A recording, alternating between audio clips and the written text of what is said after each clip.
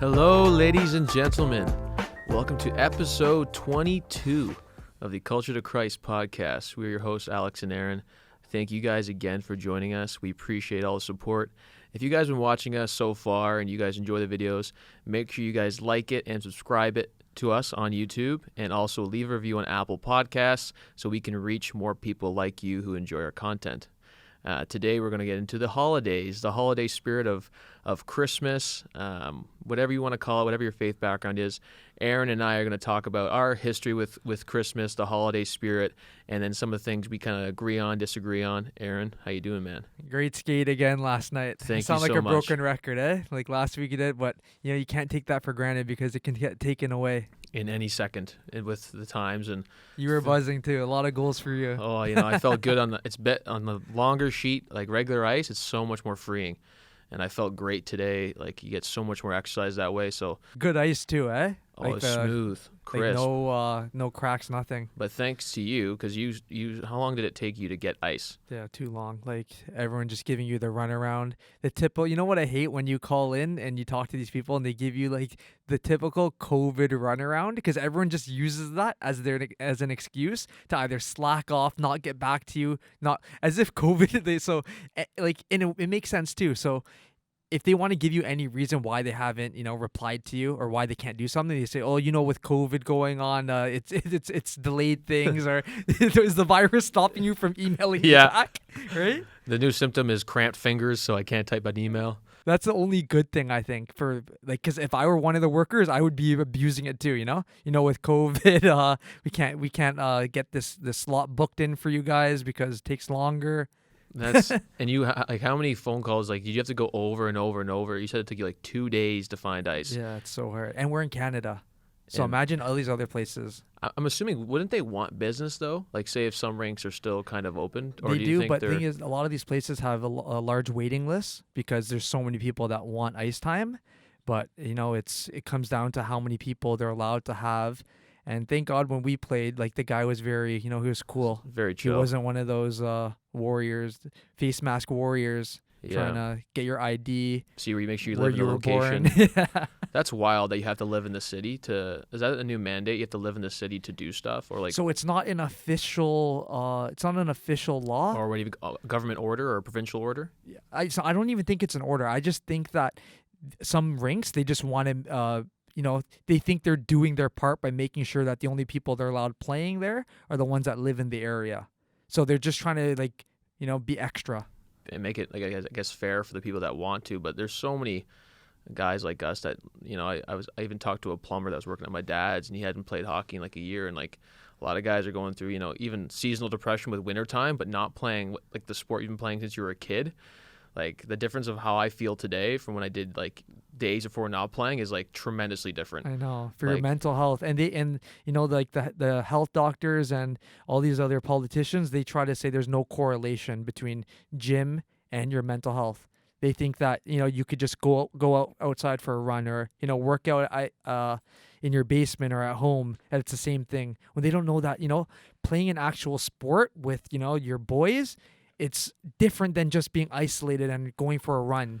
It's two different things. I agree with you. Two different things, because one, the social aspect of like yesterday being around all the guys you enjoy talking with, all your friends, like that's community. You know what I mean? You're building friendships, you're staying healthy, you're joking, you're laughing. And then you also have guys who are all competitive. They want to play, they want to win, and it's not the same thing. And if some of these politicians are saying that, I think people also have different levels of, people struggle with different things. You know what I'm saying? And I guess some people are good with just sitting at home all day and chilling, going to work and not exercising much, and they're Doug okay. Ford. Yeah, Doug Ford. Yeah. Some people get used and comfortable just to do nothing, but some people grew up being active. Like people grow up doing marathons. That's what they're used to doing. Like, some people like to sit at a desk all day. Some people don't like to sit at a desk all day, right? It's only benefiting some people. And it's a joke how when Doug Ford he goes, guys, you guys don't need to be in the gym. You guys don't need to be, in these sports facilities. And you look at the guy who's sending the message. The guy's so overweight. Like, it's like, bro, you don't even care yourself, even before COVID, about, your own health. So you can't be giving us advice on what we should be doing to stay healthy, right? Exactly. It's an obvious hypocrisy, right? It's like, buddy, you're out, you're eating whatever you want, you're chilling. Your life hasn't changed. Like your life has been the same from the lockdown on. Like Literally. you're still doing your job, right? Where They other haven't missed a paycheck. no, nothing. And we're our lifestyles. Everyone has different ways of living, and now it's like only certain lifestyles are accepted now. And oh, we feel fine. Why don't you guys get it together? Like, man, like for me, even going to the gym, like I'm a big gym guy, so I've had to seriously adjust my lifestyle to like manage myself. Mental health is big for me, right? So it's like, okay, like me working in my basement, like working out the same thing, not around. Like I like people, I like energy. I always tell people there's not many places you can go where everyone's there for the same reason to get better. When you go to the gym, everyone's there to like, yo, we're here to improve. You're talking to people that want to run businesses. They're like growth mindset, right? So that's also the aspect of it. That's why people like gyms, because everyone's there to get better. You don't really have many places like that you can go to. If you had to pick between the gym staying open and the hockey arena, if you could only pick one, what would you pick? Jeez. That's a tough one. Especially for you, I know that's tough. I would go. Because for people who don't know, before games, you would be at the gym getting a lift in. Yes, before. So it's like it was connected for you, both places. Yeah. So I would say I would pick the hockey rinks over the gyms being open. Wow. Because I can get my lift in if I have to at home. Like I'll get my weights and stuff, but you can't manufacture a hockey game like that. Yeah. Like I can get a minimal workout. Like I can't get. There's a lot more equipment and stuff I can do at the gym, especially at Lifetime, right? Than I can do at home. But playing hockey with like we're a small group of people that love hockey. We're all competitive and we're good. Like you can't manufacture that. I couldn't go play pickup shinny and then manufacture that. So yeah, hockey definitely, because it's a workout. It's hockey's like the greatest sport of all time for me. So especially when you haven't played it in a long time, just even putting your skates on in the room, you get that feeling that it's like nothing else. The nostalgia is unreal. And what would you if you could play? Like would you? For me, hockey's number one. There's nothing else I'd rather. I was gonna say tennis. Yeah, no, hockey. I always tell when people used to ask me, "Would you like more hockey or tennis?" It's not even like hockey it's more fun because you're with a team. When you have a team environment, it's less stressful than when you're on the court by yourself. 100%. So yes, winning in tennis is fun, but the amount of stress you feel is like, because it's all on you. It's a way different atmosphere than hockey, right? Yeah. So I have way more fun playing hockey. And I think that's why, like, some of you guys are listening. We grew up in Canada and we grew up playing hockey. And the sport itself has so many different facets of why it's so enjoyable. And there's no sport like where you're on skates. And that feeling, I always tell people, when I took a year off from hockey one time and then went back on, I almost remembered why there was a piece missing from me. Like that's why COVID can be tough for people, because they grew up from a very young age doing something, and that was part of the way they function. And then the second gets removed, they're like, what do I do with this space? This is my one place of enjoyment. Like, we know life in general is it's tough, right? You got to push forward, you struggle, but it's like, you get that one thing you can do, and now the government's picking and choosing, your thing is not essential as much as this is essential. And come on, like hockey in Canada is essential. Like the amount that how much revenue hockey brings into our country, 100%. Tourism, everything. It's like, and also the if talent. that's not good, if you don't consider that essential, then how can you consider anything else besides obviously grocery stores and like basic needs? But come on, like you gotta let people get some exercise and gyms, all that. And also it transitions to the market of the NHL. Like the NHL makes a ton of money, like it was, and even in the United States, because the players were coming from Canada, right? And jobs. How many jobs does hockey create here in the country? Thousands. It's insane. Thousands. Like scouting to equipment manager to anything, to a trainer, to analytics now. To hockey. No, I'm even talking minor hockey level. Mm-hmm, yeah. Just like how many rinks like employ Zamboni drivers, coaches, all these people. That's like, you take that away now, and now what do they have? Yeah, and it just sucks, because we know we've been playing hockey here and there throughout the lockdown, and like no one's getting sick around us, no one's been getting ill, and we're choosing to play hockey. So it's like, yeah, if we get sick, we'll take the risk. I mean, we're playing hockey. I don't know. I feel like there's so many germs around there anyways. And playing hockey, it's like, do you think that we're going to be scared of catching COVID when guys are, you get stitches, you can get a knee, you can get hit, like you can get a puck to the face. You can get like paralyzed. that's scarier than me thinking I'm gonna catch COVID. I'm scared about getting a clapper or a snapshot to the face, Yeah, or a 100. hit. It's like we know as soon as you get on the ice, it's risk. There's serious risk out there. And you play without a cage, so I mean, like, I couldn't even play hockey without a cage, and my face would be gone. But and it's sad. Because if you get sick, doing nothing's worse, right? So, like, logically, it's like, oh, if people get sick, keep moving, keep exercising, keep doing what you're doing, because when blood flows, you get better. And I reiterated this before. Like, politicians don't know health and don't know, you can't. And unfortunately, the reason if you give someone too much power, it ends up destroying people because you only see your lens. You only really have your perspective. And when you don't do something, you don't value it, right? Like, there's so many things I hear people that are suffering from, and it doesn't bother me. But I have to be like, okay, I have to empathize. Like, that's their life. Like, I don't really invest in it, but I can see why that's, making people go crazy. Yeah. Right? And quickly, I want to talk about, have you seen any of those videos going around with, like, people like faking getting vaccines? So like they show that the needles aren't even getting pushed into them. It's already video. Down. I saw that video. And there's another video I was showing Omer on the way here that CP24, they posted a clip of a lady getting a vaccine, and they said this is currently going on in Toronto. But then she goes to Fox News, which is in the States, and they showed the same clip, and it said live in Pittsburgh, the same person. It's like, hey, can you guys make this any more obvious? Like, how sloppy are you guys? The scam is sloppy now. Oh my God. It's so scary to me, because I hope people see how serious this is and how people are trying to manipulate you. Like, it's evil. And it's so obvious. I hope people can see it. Like, and it's connected. Yeah. How is CP24 connected with Fox News? How do they have access to the same footage, promoting the same thing going on, just they write two different cities? So a lot of people, like someone in Pittsburgh who's seeing that, like they don't watch Toronto news. No. Right? They're thinking, look at they're doing the tests, and we don't know when the video was taken, what year it's from. It's the television, man, is you just watch it for Netflix and shows. You don't get information from there. Don't go for information, because you're just looking at lies and scams over and over again. And the fact that video you're talking about, the syringe, how the syringe was, like, they're not even good at lying anymore.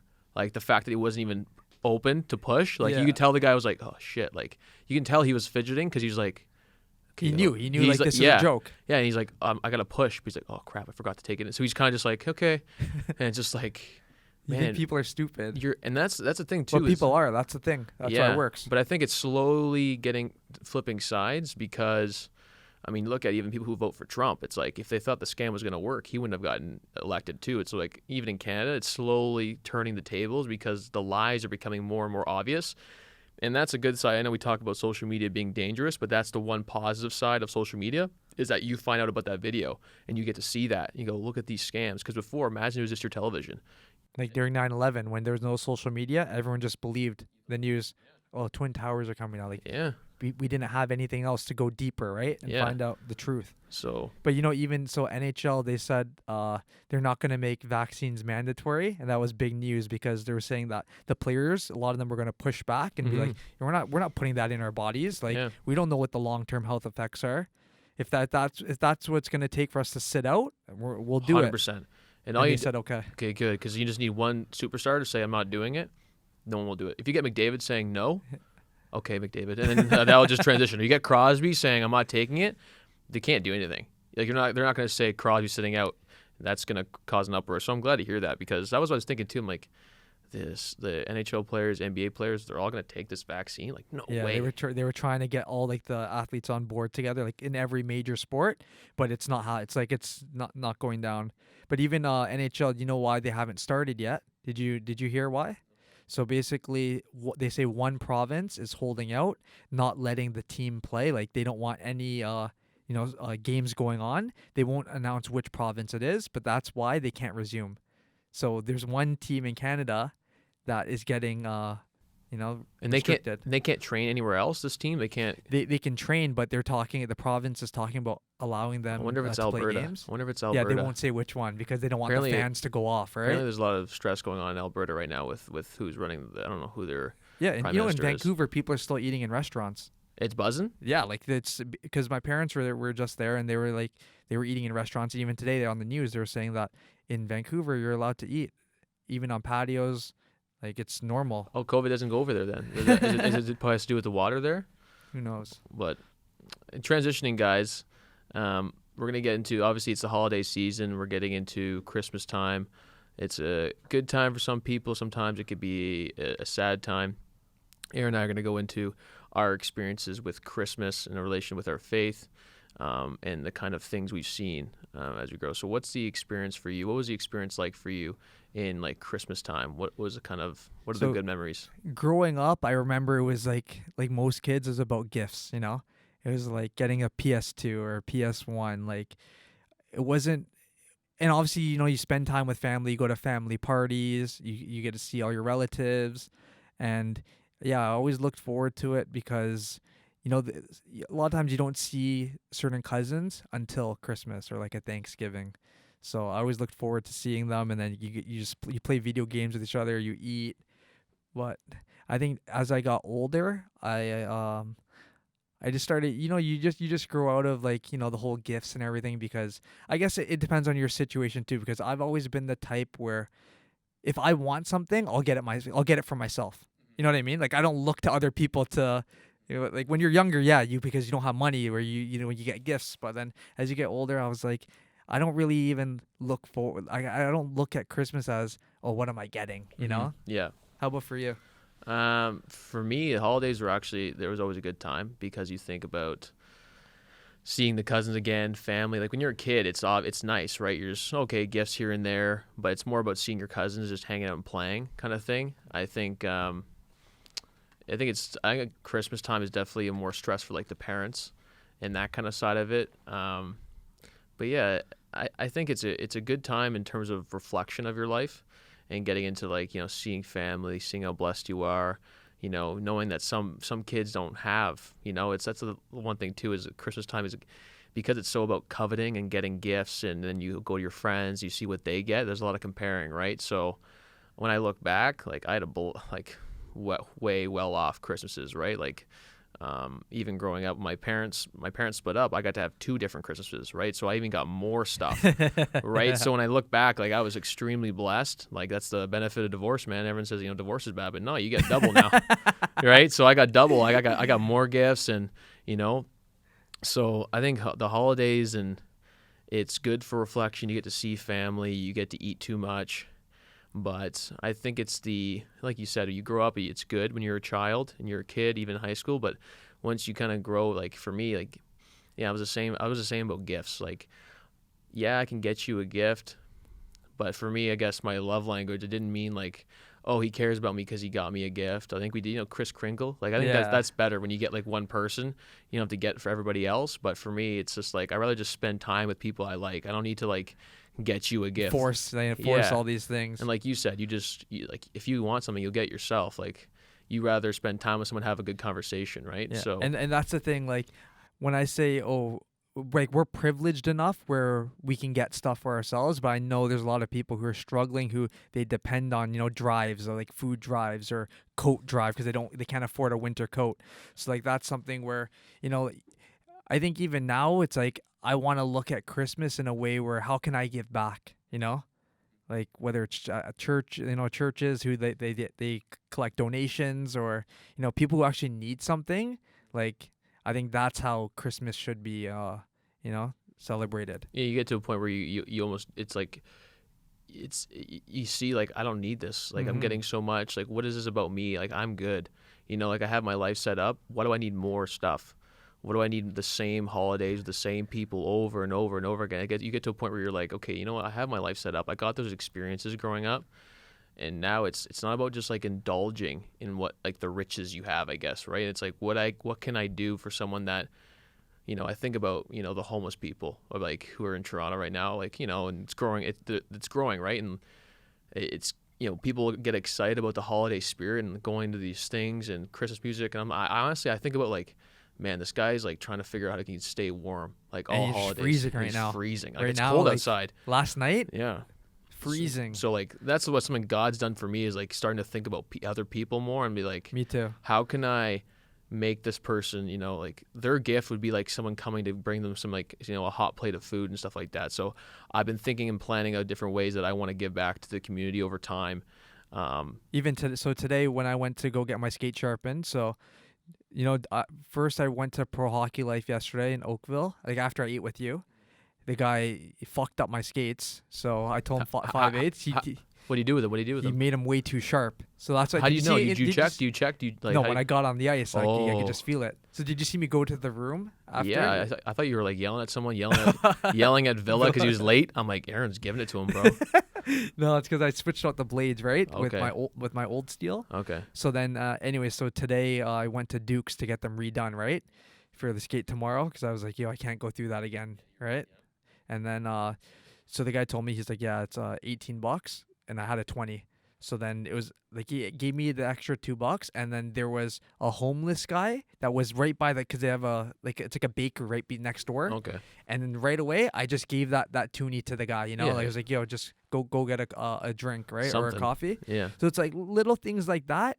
I think like back then I wouldn't even be in that mindset, because I think I told you before how when I was in California and I thought they were homeless because they were And they asking for scammed money. you. Yeah, and then the guy, I did say that on this You podcast. did, I did, yeah. right? Yeah, they took off with the money. And they pocketed. They probably got their whole homeless business online going. So I was happy today that the guy actually went in and got a coffee though. Yeah, and I think Canadian homeless people are different than American homeless people.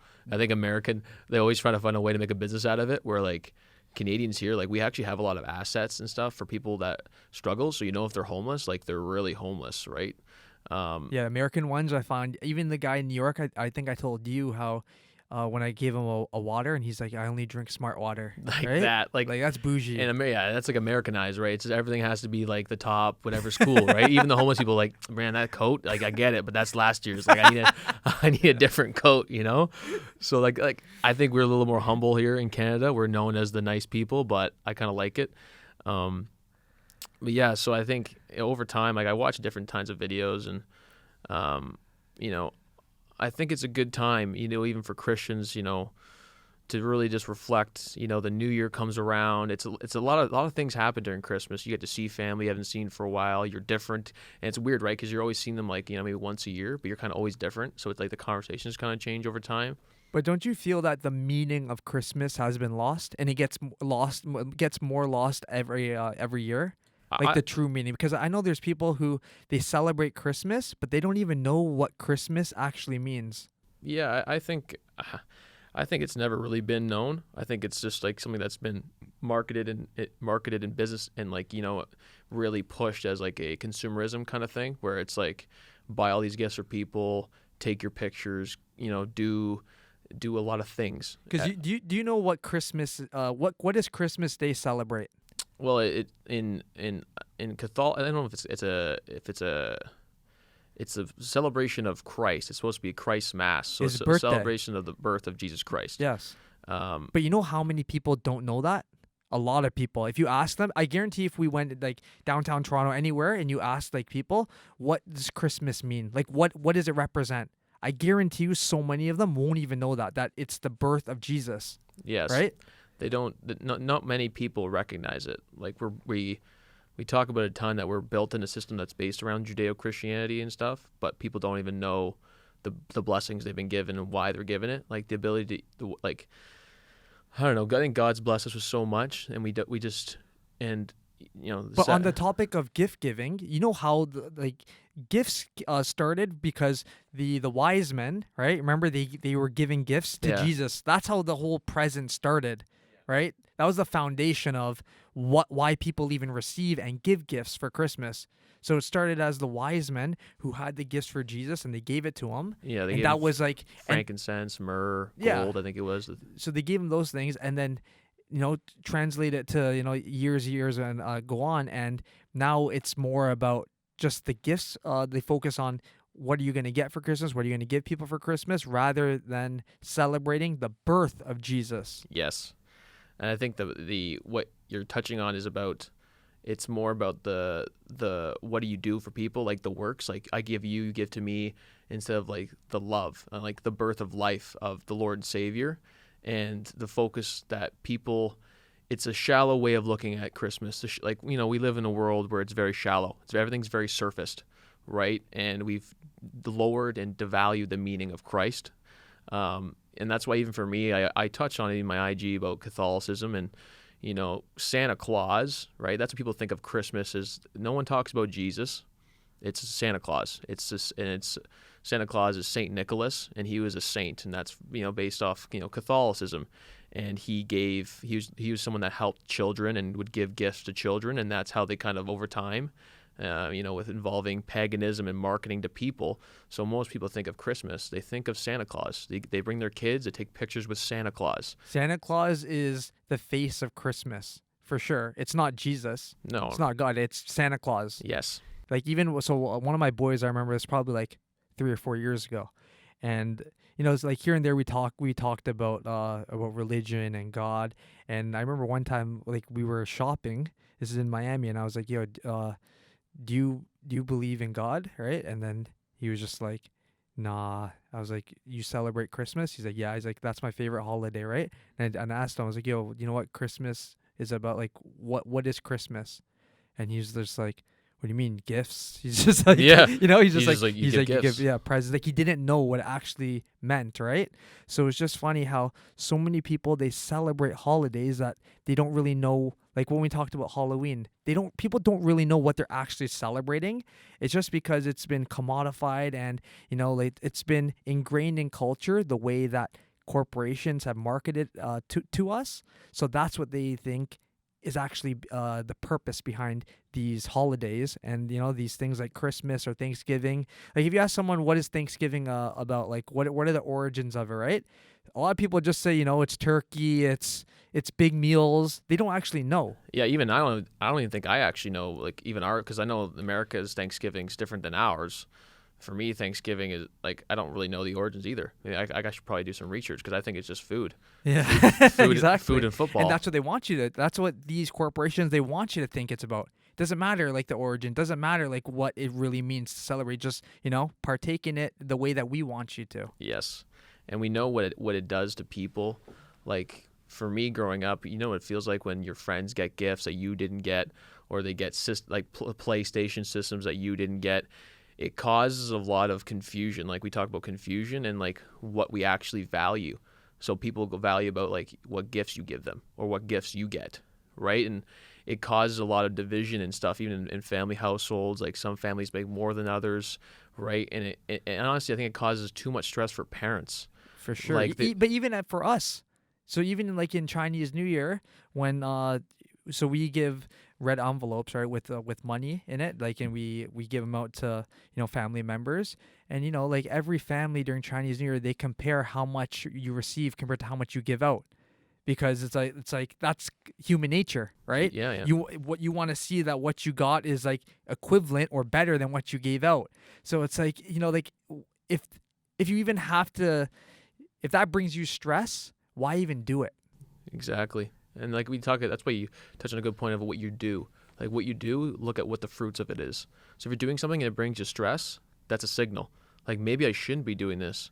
That's why when you talk about, like, how we're trying to change the way we see Christmas and do things for others, it's about what the fruits of it is. And, you know, the problem is, if you don't partake in something, then people look at you now as like, "Oh, this guy's he's the what do they call it? The Grinch." The Grinch. You know? He doesn't give gifts. He doesn't give gifts. He doesn't do anything. He wants to save his money. He's cheap. Yeah, it's so many, like, so different, much pressure. So much pressure, bro. Like, so much pressure. And even especially right now for COVID, this is going to be the hardest Christmas for a lot of families. Yeah, because they don't have, like, the well's dried up for a lot of people, right? A lot of parents think, like, oh, I want to love my kids, and my kids' friends are getting this. And, okay, touch on your PS. What do you Xboxes, and how much those cost nowadays? Because I remember when I was a kid, and video games, like, were, like, new. So when I got Nintendo 64 for Christmas, my whole life changed. Like, that was Me too. That was, like, the best day of my life. Super Smash Bros. And that's still a classic till this day. Like, I remember that when I was so young, elementary school, and just getting that and being so hyped up. So I know kids are, you know, systems are even 10 times more advanced now. You have online gaming. That's their community. You're in lockdown. They're in lockdown. You They're can friends. only play games. You can't talk to your friends unless you have a video game station, like a play game station, right? Like, I don't even know how to talk about, like, whatever. But there's such a superimposed force. So now these companies go, oh, the market's up. Let's put these prices super high. Like, what do they cost now? So 700 retail, but good luck getting one for retail because they're always sold out. Oh yeah, even the like video card, like everything now is being resold. So like video cards for people's computer gaming. Like if you want to have crystal clear imaging, right? Faster processor, all this stuff, you need a good video game card. So if you were to buy one, it may be like $500 or like $600, 700. Resale over 1,000. Oh my gosh. So like everything now, especially because it's COVID, where the people know that you can't go to the store and buy anything, you have to buy it online. So resellers take advantage, and they jack up the price. They buy all of it pretty much. And then who like, for talking about video game stations, right? So now if you're a parent wanting to buy your son a PlayStation, who do you have to go to now? Because you can't get it at Walmart. Resellers, and you got to pay more. So it's like it puts added pressure. And it's a trickle effect, like a chain effect, right? So say if it's hard to find one, you spend like your whole month paycheck, your last month's paycheck on it, and then your kid has this video game station, but now you have to find new ways to make money. Like, I think that if we can, even people listening, and how, you're going to approach Christmas this year is like, how can I give or provide value to people that has to do with love? That's about love and not about what I need to get. If we can have more people not think and worry about what gifts I want to get or from who I'm getting it from, and think about how I can just serve people, or even just informing people about the origin of Christmas. Yeah. If that's what I can do to people so they understand what Christmas really is, it's a celebration of Jesus's birth. That's what Christmas is. Christmas it's not gifts. It's not about lavish meals and all that. That's what living in North America, that's what we're being marketed at, towards, right? Like Christmas has always been marketed towards us as you gotta get the newest, latest, greatest thing for Christmas, right? And that's why I can't blame really society for not knowing like the history or origin, because some people, you only know what you're being told through commercials, through going in school. You're already taught Kris Kringle. I remember even when I was in school, it would put pressure on kids who were poor, because now they have to get a gift for someone who, like, what if their family doesn't have money? Now you're forcing the kid to partake, right? But it's like, if you're a young kid and you're already being forced to do that, that just puts you in that mindset of, I this is normal. I have to continue with this every year. Yep. And it goes to show that North America is run on businesses. It's a business first and not faith first, right? It's business first, and then Jesus is kind of around here and there, different stories, and that's what it causes a lot of. Even for myself, the whole parents. It's normal to lie to your children about Santa Claus. Like, the fact that it's normalized, that every parent would rather lie to their kids about Santa Claus and have them find out eventually that he's not real, to me it shows this, not the sickness, but the system is backwards. So then, and more kids believe in Santa Claus than Jesus. Yeah, because that's what, because we're in a business. We're North America's. We're pushing out. How can we create sales? How can we get kids to feel good? Because the business is based on emotions, so we need to amp the emotions. Give them a story about this guy who flies around on reindeer and somehow is able to get to every kid on the planet. Right? Everything is always taking away from the life of Jesus Christ. And that's why we always talk about the truth, right? Especially during holidays, it gets lost in the sauce. Yeah. Well, everyone's drinking a lot of sauce during the holidays. It's amplified. Like the holidays, it shows it's kind of an extreme version of what people are really functioning like. So when the holidays come around, we either go one way or the other. So some people go, how can I give back? How can I go serve food? And then the other people are just like, who would I got to get gifts for? Okay, I got my kids here, sports here. Even for me, it's like we were playing hockey, getting gifts for our new hockey stick was big because, everyone else is getting the new Synergy. It was Easton Synergies were big, right, in the holidays. And by the way, how much those resell for now? The original Synergies? Thousands? No, hundreds, but still, the fact that those things go for high hundreds, you remember, those used to be $2, right? Now, if you have one, you can get 500, just because they're old school. Yeah, because you can't get them now. I remember when One Pieces came out, and that was a big thing, a lot of pressure, right? You're playing hockey in Canada, and if your son has a good stick, somehow he's gonna get better at hockey. when I wish it was just about your skills, right? But that's what happens. Like in hockey for parents in Canada, like you're paying extra money even for holidays because there's Christmas tournaments, there's the New Year tournaments, and like you're just spending all this money, and it's just constantly pushing. Like you said, we're living in a North American business, and not about how it's not about what I can gain or what I have to. If I pay someone or give them a gift, that's love. I think it's very a shallow way of showing love is buying somebody a gift. And we always talk about how real change starts from how the youth view things, right? Yeah. And view holidays, view things like Halloween or Christmas. So, if more parents started informing their kids that Christmas is about Jesus's birth and less about this whole Santa Claus, reindeers, like all of that, all of those things, like it would, like kids would not grow up and they wouldn't grow up thinking that it's all about the gifts and it's all about presents, because like it's instilled in you from a young age. Like we talked about how when we were younger, it was all about the gifts, and then you grow up and then that you find out later about, okay, Santa Claus is not real. Like I gotta, realize that it's more than just about me. It's about other people. But why can't that be taught from the start? Right? And that's a good question, is why. And there's a reason. Right, it's not a random occurrence. How long did you believe in Santa Claus for? Did you believe in Santa Claus? Were your parents? Probably, for sure. I think every kid. That's part of your childhood. Did your parents tell you that Santa was giving you gifts? Like, did you write a letter to Santa on the day he gives cookies and milk and all that stuff? No, I can't even remember that. I can't remember doing that.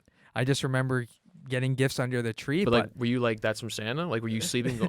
Like, bro, I full on believed. Like, dude, sometimes I'd be like, I couldn't sleep because I wanted to hear him on the top of my house. Yeah, I don't think I was that. Bro, I was that in it. I was either extremely delusional or just because I was so young, bro. Like, I believed in fairy tales. I believed in true love, all that kind of stuff. Like, romanticism, things you see on the movies. I loved watching movies, Christmas movies. So, dude, I that's why for me, it's more like, yes, there was tons of enjoyment and love through the holidays and the memories of my parents and my siblings and, even that Nintendo 64 moment, whatever, here and there. But I think it's very detrimental because it was hiding me. It was kind of keeping me in like this safe box that doesn't allow real growth to happen because you're already deceived at a young age. Like when you're young, you absorb everything. Like if someone tells you something, like you believe it. Like especially if it's someone you look up to. So I think if for me, if I'm a parent, like my kids, sorry, Santa Claus is not real. We'll find ways to have a good time. But I'm not giving them this whole fairy tale of write this letter to Santa Claus, he likes cookies and milk. He flies on these reindeer and like he drops you off these gifts when truly it's your parents who work their asses off to give you these gifts because the system says that's the time you're supposed to do for your kids is give them all these gifts, and it's just, I think it's such a backward way of teaching your children, life skills. Because then, like you said, you grow up and then you're like, you kind of find out Santa Claus is not real. You're like, what was the point? Yeah. And also, I think about how many people in the world celebrate Christmas, right? Who like love celebrating Christmas too, and that they don't even believe in God or they don't believe Jesus is real. Yet you celebrate Christmas, which is the day Jesus was born, right? Isn't that so ironic to you? Like, well, the name Christ is in the name Christmas. Yeah, and it shows the ignorance. Straight up, man. People are so ignorant in today's time. Like they don't even know what they're doing and why what was built on. Think about celebrating something like it's like me like celebrating your birthday, I guess, and then I guess. Like, how could I relate that? Like, celebrating something that you don't believe in the origin of it. It's kind of, I don't know. Well, it's kind of like it shows the shallowness of the world and how everything is becoming watered down, like less and less and less. It's like marriage nowadays. Like marriage wasn't. Well, I don't know if it ever was, but marriage was something that was meant to be so impactful. Now it's just people making contracts with each other, and they call it a marriage, but they don't act and service each other in what you're supposed to do in a marriage. So it shows that people do not put value into things anymore. Like they just like to call it something, but they don't attach any meaning or purpose to it, right? It's what we're touching on today. It's like Christmas is, the birth of Jesus Christ, and who is Jesus Christ? I was very grateful that my mother, Catholic background, I grew up more in a Catholic background because it still has some paganism and traditions revolved around it. We talk about religion.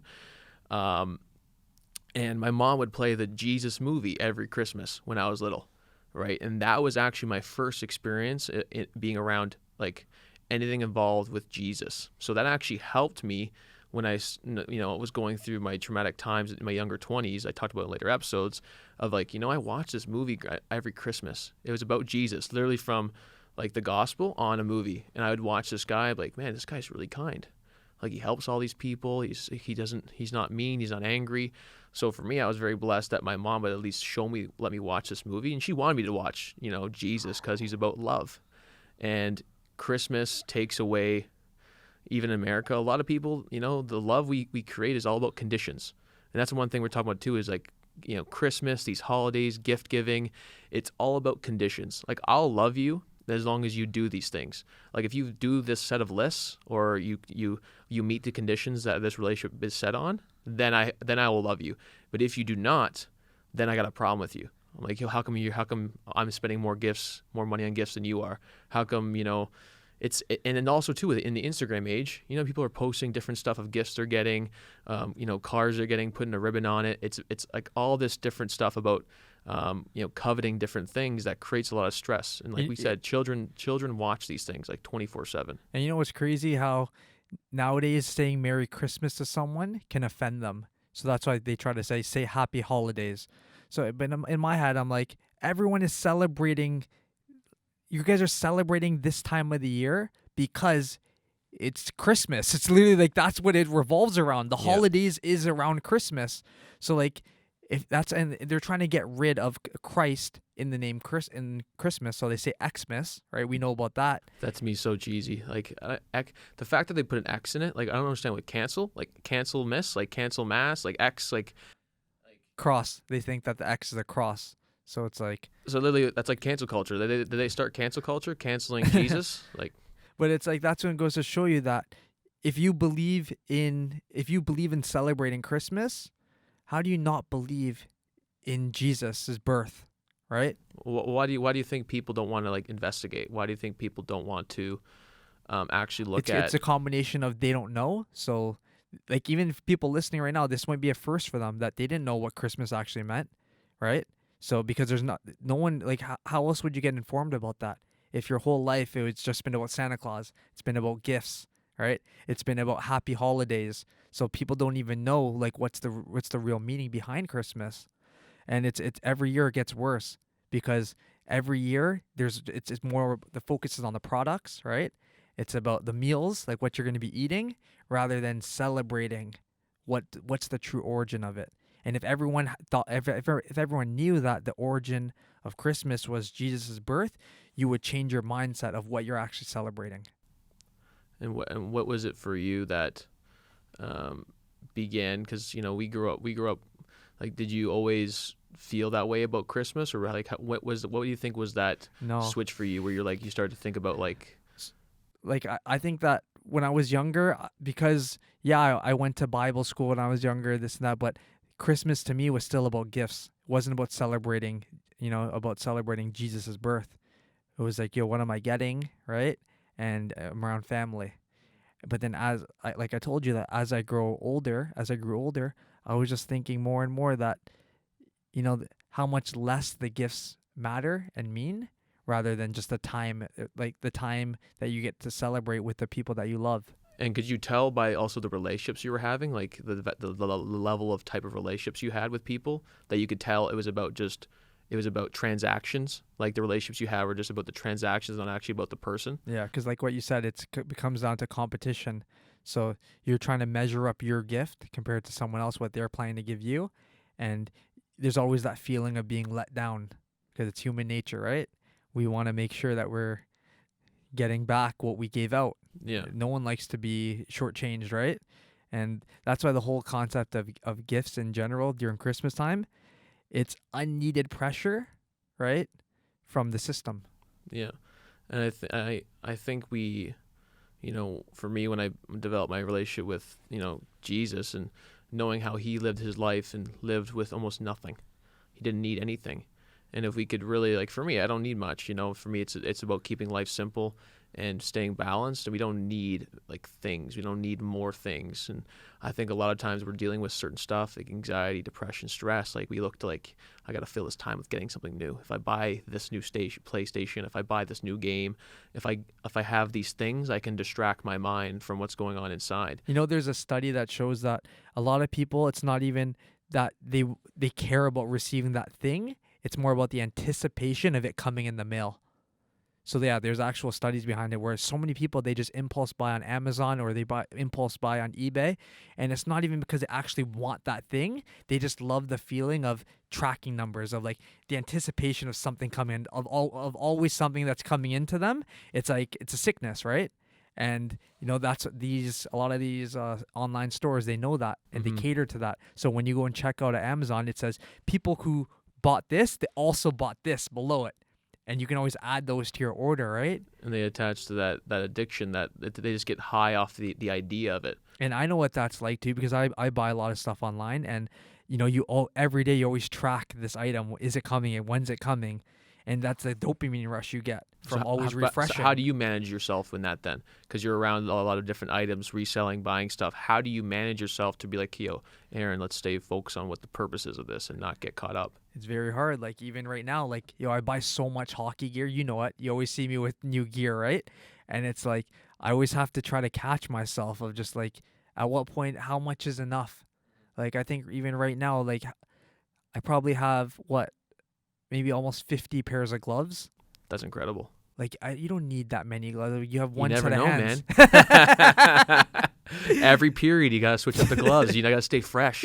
Yeah, like it's a sickness. It's like I always have different jerseys, this and that. And I think that comes down to just when I was even younger, how I loved fashion. So it just translates to whatever you're in, right? Yeah. Because that's what I love and I care about. Yeah. But there's a balance. And I'd be lying to you if I said I found that balance, because clearly not. I still get new stuff. But I know the feeling of always tracking something. Like even today, I have something that's coming in from Michigan. And I was like, yo, I ordered this thing in November 30th. It's almost end of December, and it still hasn't came in. Because you know how... Give them a bad review. But you know how backed up the whole shipping system right now? Because everything's online. Well, I shipped out those Vegas socks, and the guy hasn't received them yet. I'm like, I might get a bad review for this, but I guess it's because it's the holidays, right? So all the not just holidays though, because COVID. Oh. COVID has added so much stress to the system. Yeah. Even at Canada Post yesterday, just dropping off a package, I was in line for like 40 minutes. My goodness. But you know, that's the work you do. I think it's that we have to. That's why too. I always say, like, you know, there's so much, you know, negatives to look at the lockdowns for, but now we have all these blessings to really reflect on the things we do because we have the time to think about them, and we, you know, sticking to, you know, it's good that I think a lot of times what we love and love to do can be also our kryptonite and the things that actually can take us away. So how much you love fashion and clothing is for me is like, that's like fitness and training for me. Like that was just something I would do like nonstop, and I had to sit back and reflect. You know, all the gyms got, you know, shut down. I'm just working at home, and I really humbled myself, being like, you know, man, I love this, but like I love it to a point where it's like an addiction, right? It's like I have to go do it, and I'm gonna keep doing it. I would train before hockey, like all that. So I had to really, you know, you have to realize, okay, you know, yeah, I get a lot of stuff from this and it feels good, but I can just, you know, I got to find that balance, because there's a tipping point, right, where I think the pace we want to go at is unhuman, right? And I think when we talk about even Christmas and realizing, you know, Jesus Christ, the birth of Jesus Christ, who is Jesus, you know, how did he live his life? You know, I think a lot of people, even Christians, they don't really know like Jesus, the person, and how he lived his life, you know, how he lived his life, what he commanded us to live like. And there was not love like that on this earth until he came. So love was very, you know, we see it today, very shallow and very conditional. That's why when you get older, you have less and less friends. You only have certain people, because, you know, this person, even if I mess up, even if I, you know, don't do the right thing, that person's going to love me. And we realize in life that we grow up, a lot of stuff we're taught is conditional love, like toys, cars, games, sports, TV, all this stuff, fashion, artists. It's all about this, you needing to attach to all these different things that are conditional, and they never fulfill you. They'll get you high, you'll feel buzzed for a bit, and then you're left with this like emptiness and this You anxiety. got to keep going. Got to consume And more. you got to keep going, It's right? like a drug. Yeah. Right? So now holidays, Christmas time is like that overdose. Literally that overdose that people can crash it. Like people lose their house because they're trying to spend all these money on gifts for their kids. Like people go nuts over this. They lose family over money, all that. Going like, to debt. Going credit to card debt. debt. Where are we holding Christmas this year? Oh, I don't see that person anymore because this happened last Christmas. He got too drunk. You know which month is the highest they said Visa and MasterCard every year they report the highest debts for Canadians. You know which months it is? That they December, put on- January? Yeah. December, January, because people go over their credit limits. They have to start borrowing because of the gifts, right? It's that time of the year where you have to, because you don't, it's keeping up with the Joneses. If you Yeah. can't get gifts for people, they're like, oh, this, you're not doing well. Yeah, and I know that from experience. Like, I came from a very humble upbringing. Like, my blessing was living in Canada, living in here. That's my privilege. Like, I grew up with parents that just worked hard and, like, sacrificed a ton so I can have a great life, play hockey, do all these different things. Like, my dad would go work in the States for work and stuff like that. My mom would take 2 jobs, even when we were kids, drive a bus. So, like, I came from a very, like, humble upbringing where I saw, like, my parents having to work hard to give me a lifestyle based on Canada and based on what other kids were doing. And for me, it's, I was very blessed, but I also got to see that it causes a lot of stress, unneeded stress.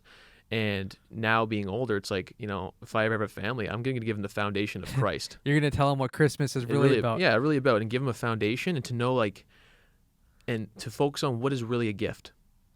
Gift is what God gave you, not what this world can give you, not what's at Walmart, not what's at Costco, not what's on Amazon.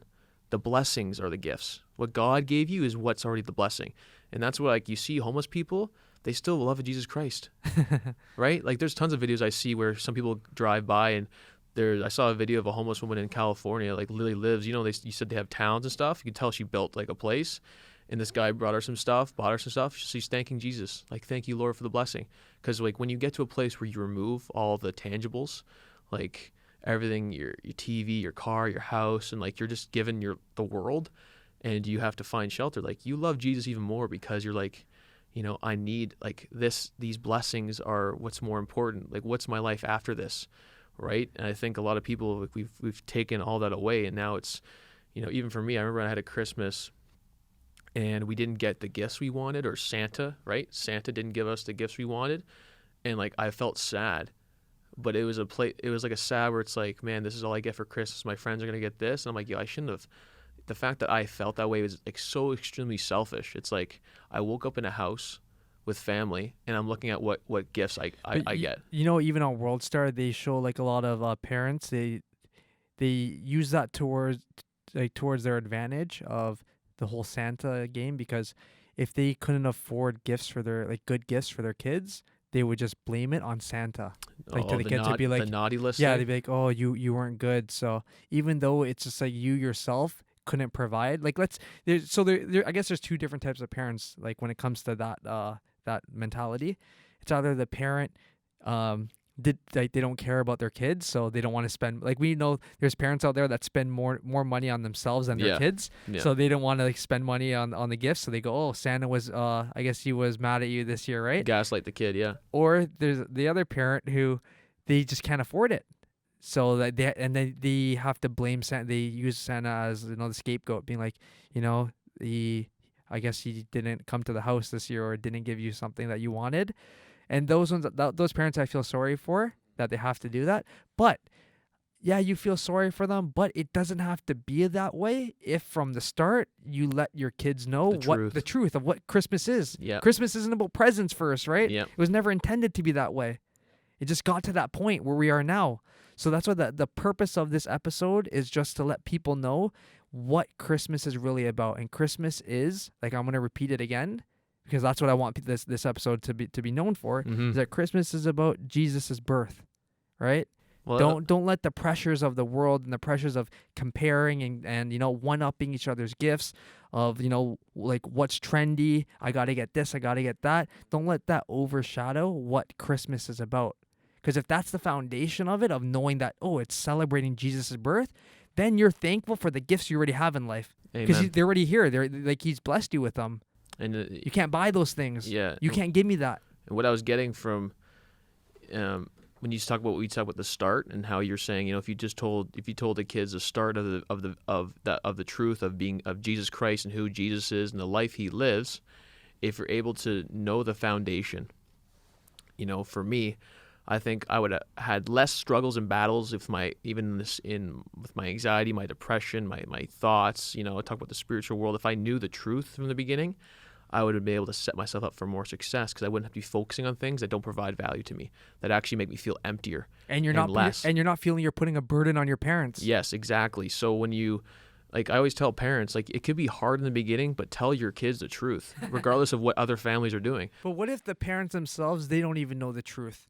And it's like that. Then that's where, eventually people like us have to inform. Exactly. Yeah. Sometimes you got to be that person who's going to step outside, be like, you know what?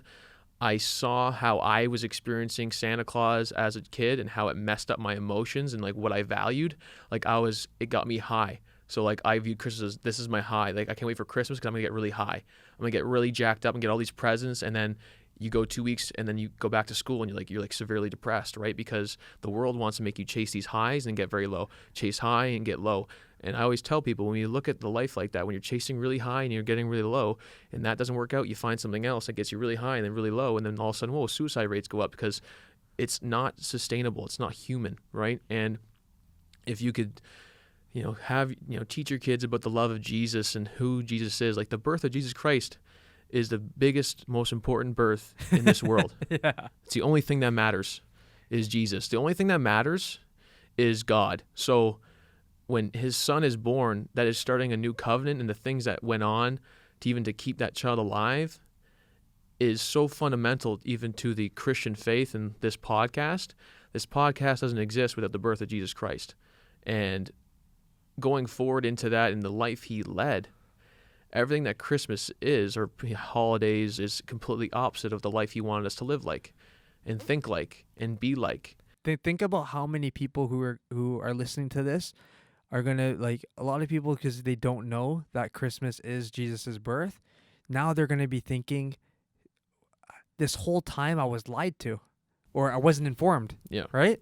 That's a big thing for, a lot of people who, let's say they went to a public school, right? Even in Catholic school, in Catholic school, I don't even remember. Maybe because maybe they teach that at a very young age, but I don't even remember them teaching me that. I remember that when I was in Bible school, they taught us that this is what Christmas is, because you go to mass and then you see that, they always have plays about Jesus being born, but I don't even know if that was in actual school, elementary school, that they taught us that. No.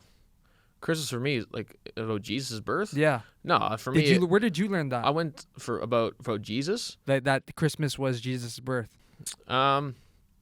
Well, every Christmas, my mom played the same on VHS, a movie about Jesus Christ. So, we did the whole Christmas Santa Claus thing, and to be honest, I believed in Santa Claus is real. The Jesus movie was kind of like a second nature thing, where it's there's this character Jesus, and he's a really great guy, really kind, really loving, and I actually really enjoyed the movie every Christmas. I got excited to watch this Jesus movie. So that was my beginning of who this Jesus person was. Didn't have any Bible reading. No Bible school. I went to elementary school. It was all about elves and Santa Claus and gifts and stuff. Nothing about the faith, right? And even high school, it was all about Kris Kringle gifts and parties. How Christmas time and when you're younger, who's having the party?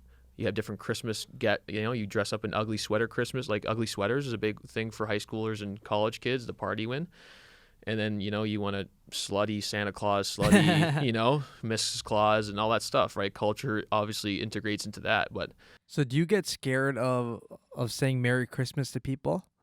Or do you say Happy Holidays to people now more? Or I don't honestly. What's your thought on that? In today's time, I don't say anything. I don't even mention the holiday itself because I know how people vision it. I don't give that any energy. Happy Holidays. I think I'll just say Happy Holidays, because even when I say Merry Christmas, it doesn't have the value. People just think, oh, Christmas. I don't really. But don't you think it's bad that even having to for people to consider which one is correct or which one is politically correct to say is a problem? Yeah, I think we live Because in that. I'll admit, I feel like if I say Merry Christmas to someone, I feel that I could be offending them if they don't believe, Yeah, right, in the same things that I do. and to me that's like a double-edged sword where I think it could be. I think it's a bad thing. I think you should be able to say whatever you want based on your beliefs, right? Like if you believe in Jesus, you want to say Merry Christmas because you believe in Jesus. Say Merry Christmas, and if somebody gets offended, like that's their problem. You know, my boy, when he used to, so this was like when I used to go to club days at Lost and Found, and one of my boys, like during, I think it was like a Christmas party or something, when he was leaving the club, he told, like, he was obviously drunk too, but I remember he told the guy, he's like, yo, Merry Christmas, bro. And the guy's like, he's like, yo, I don't celebrate that. He's like, okay, go fuck yourself. He's just like, He got so pissed. He was like drunk. Yeah, he's already pissed off, right? He's like, okay, then go fuck yourself. But Right? it was like, bro, like now you can't even say Merry Christmas to someone because they can get offended. So you got to say Happy Holidays or, Merry Xmas. And it's like, bro, first people didn't even want to acknowledge what Christmas is about, and now when you try to inform them, it's like, they get cheesed, or they don't know how to take it. And that's been this world from the beginning. That's why we saw even about the birth of Jesus Christ. Jesus Christ tried to tell people the life and how to live it, and they killed him for it. So we have to remember that, like, when you're telling the truth, it doesn't get a good response. Yeah. Telling the truth never goes the way you think it's going to go. Like for me, when I found out the truth, you can only tell to certain people that are going to vibe with you. Most people are going to get either they're going to ignore it, dismiss it, or get triggered. And I think if I say Merry Christmas to somebody, they can say whatever they believe in. Like if I say to someone, Merry Christmas, I'm saying it because I believe in this. They can say, Happy Hanukkah. I don't know if that's around the same time, but they can say what they believe in. You know what I'm saying? Did you see Smokey Robinson with the Hanukkah thing? Did you guys see that? Basically, you know who Smokey Robinson is, right? The baseball player? Is he the baseball player? No, so he's like a celeb, but what was he? I think he was a singer, right? Like I know Musician? Smokey Robinson, yeah, is an American singer, songwriter, recorder, producer. So Cameo. That's bad. I said baseball player? That was Yeah, off. you're thinking Jackie Robinson. Jackie Robinson? Oh, jeez. So take this in. Basically, Cameo. Mhm. Cameos for celebrities. You can pay them and they record a shout out for you. They can record happy birthday, a bunch of things. Any message you want from a celebrity, you can pay it for it and they send it to you. Mhm. Okay? So a guy paid Smokey Robinson for happy Hanukkah to his mom. So two brothers, right? They paid him for it. Mhm. And so they send you a script of what they want you to say, right? Yeah. But Hanukkah, there's different ways of spelling it. So you can spell it, like the way it sounds, like H-A-N. I don't even know how to spell it properly, Yeah, but you neither can do spell I. it that way. Yeah. Or there's another spelling that's C-H-A-N-N. Like there's different spellings, right? So they sent him the one that was C-H, right? So when he's reading it, he's like, hey, like I'm making up the mom's name. Hey, Yeah. Debbie, Yeah. this is from your Debbie. sons, Alex and Ryan. They just want to wish you a happy Chanukah. I don't know what that is. He's like, but yeah, I don't know what that is, but it's happy Chanukah. Chanukah? So everyone just roasted him, right? Like Oh, it's all over no. TMZ and everything. They're like, yo, this Oh. guy's an idiot. Like it's Hanukkah. But the guy, he's so old too, and he doesn't know. It's his first time. He's 80, right? 80 years old. What do you want me to say? Yeah, but I was dying because Oh my like this gosh. is something funny. He's like happy Chanukah. Chanukah? Is that maybe it's like the different language way of pronouncing it, right? There's different No, ways. there's different ways of spelling it of Hanukkah. So Hanukkah spelled with a CH? Yeah, that's one of you can Oh. spell it different ways, and like the C is silent. It's just if you just say happy Chanukah. Yeah. That's jokes. But it goes to show though the bunch of stress that the holidays bring, like the different I think obviously with religion and tradition, that's a lot of pressure for even people in the religious communities. But that's why too I always want to remind you, ladies and gentlemen listening, to humble yourselves and make it very simple. Like keep the holidays about reminding yourself of your Lord Jesus Christ, And the blessings you have. the blessings that you have, and not that you don't need to covet more things, right? And we're seeing the cause of destruction by that. Like people, even with the lockdowns and everything going on with consumerism, even online shopping increasing, people are spending way too much money than they don't even have. So if we can just spend less and love more, like I always tell, like the world is about conditions. Like love in today's time is conditional love. If you do these things, then I'll love you. Where unconditional love is about the sacrifice and suffering of one for somebody else. And, Jesus Christ did that. He did that for us, and he paved the way. And for me, it's like I always want people to rewind and we have to kind of peel back the layers of ourselves and how we grew up. Like we grew up with many layers. We put layers on ourselves of how the world should be, what culture is like, how we have to think, how we don't have to. We have to care less, and it's more about being cool. If we care less and be cool, then that's accepted in the world. If we you're can just slowly peel back layers. if your relationship is dependent on the gifts you have to give to someone or receive, it's a fake relationship anyways. Yeah. So that's when you really know, like especially during Christmas time, how much a relationship means to you and means to someone else. If it just depends on the gifts. And that's right? how I always felt. Like if I felt like I had to give gifts to these people to be accepted or to not be judged, I knew like that's a awful way to live. Like if I knew I had to go see these people, I'm like, man, they're gonna get me all these gifts, and if I don't get anything, and I want a lot of money, and I got to spend this money I don't have, like it's such a disheartening way to view the world itself. That's why I'd rather just not expect any gifts and me not have to give you gifts. Yeah, and just hang out, have a meal. Yeah. Pray to our Lord Like Christmas Jesus. parties that require gift giving is like the biggest joke. Why should you be required to? That's why Kris Kringle as a kid always like made me upset, because it was like it just creates comparison and competition between young minds, right? Unnecessarily.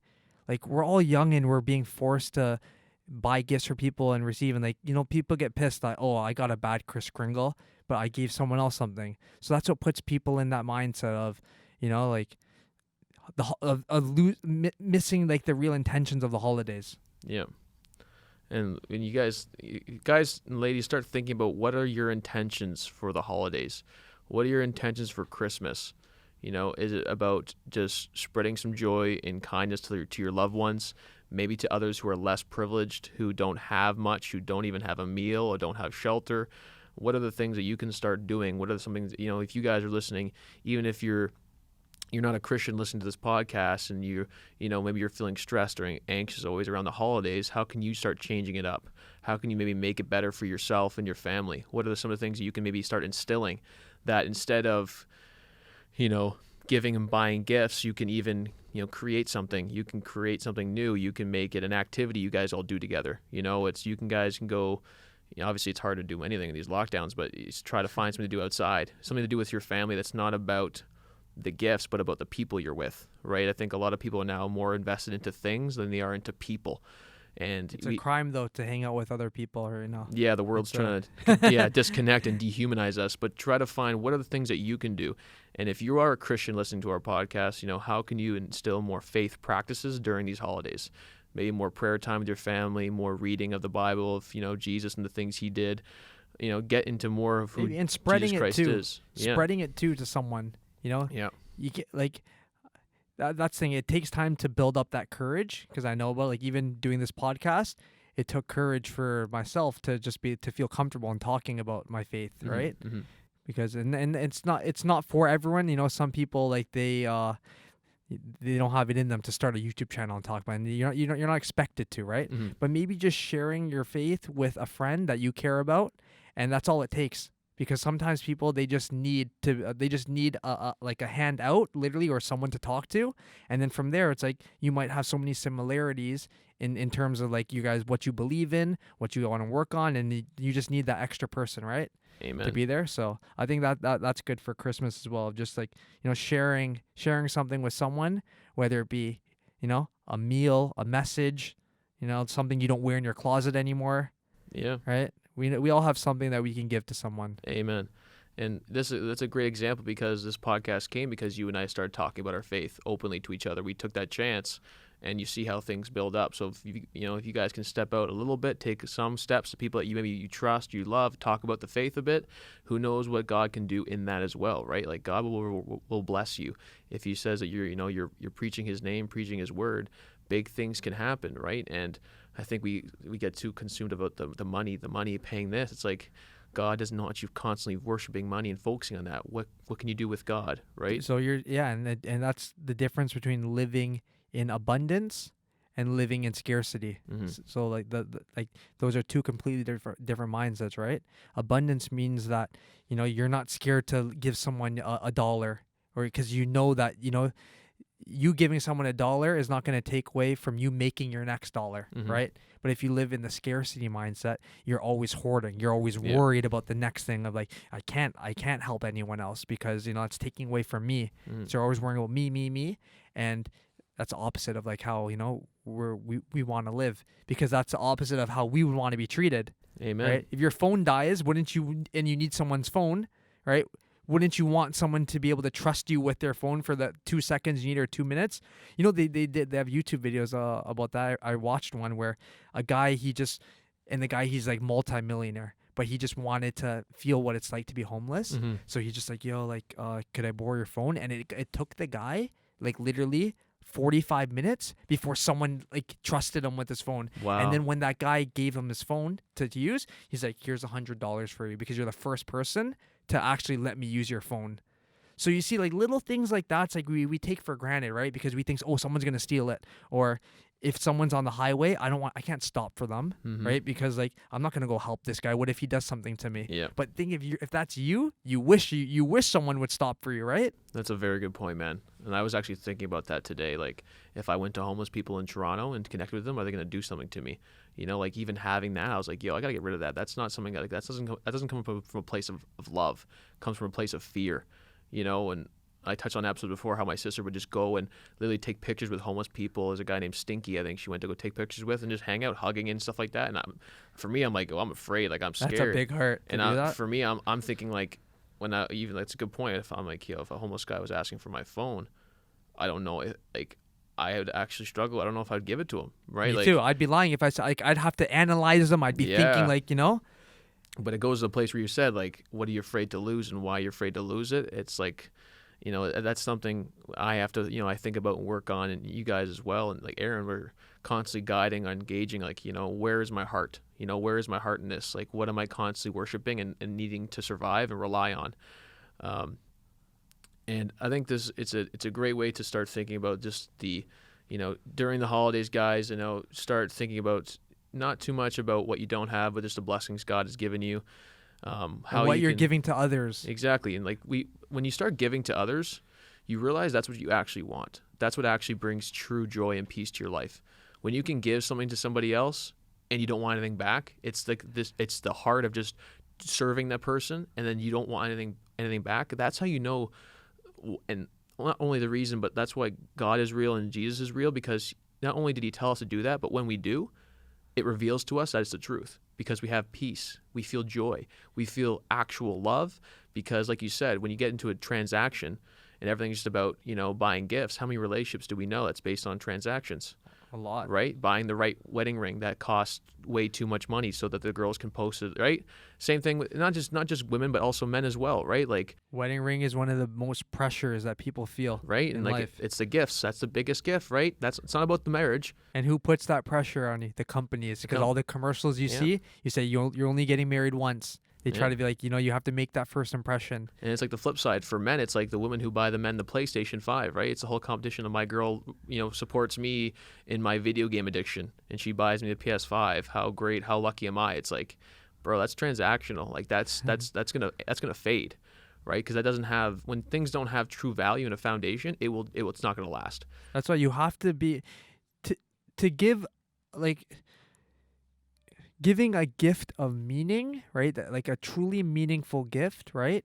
Has to be no strings attached. You have to give a gift and not expect anything back. Not a damn right? thing. And that's why it has to be an amount that is suitable for you, like that's suitable to your lifestyle.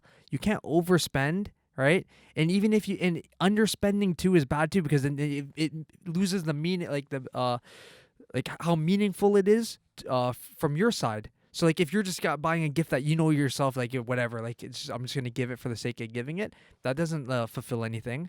So you'll know when the gift is meaningful, and the other person will feel that too. 100%, man. Right. 100%. Well, thank you guys for today's episode. Have a wonderful Christmas. This is going to come out right before Christmas. Have a wonderful Jesus Christ day, month, year, life. If maybe this is the beginning of you getting to know who Jesus Christ is, this might be the episode where you're like, who is Jesus Christ? What's this Christmas holiday I celebrate? Who knows? This could be the beginning of your faith journey. Right? We talk about this being the bridge from culture to Christ. So spend the time with your family, love them, serve people, give for free. Like Aaron said, no strings attached, just from a place of love, unconditional love. If you guys have been watching us for a long time, you enjoy the podcast, Aaron and I, we want others to see it. You guys enjoy it just as well. Like it on YouTube, leave a comment, subscribe, and also leave a review on Apple Podcasts so other people like you who love this podcast can see it as well. Aaron's got the verse of the day. This is Corinthians chapter 3, verses 6 and 7. It is, "Be still in God's love, for he does not judge you, nor does he want you to be focused on the things of the world.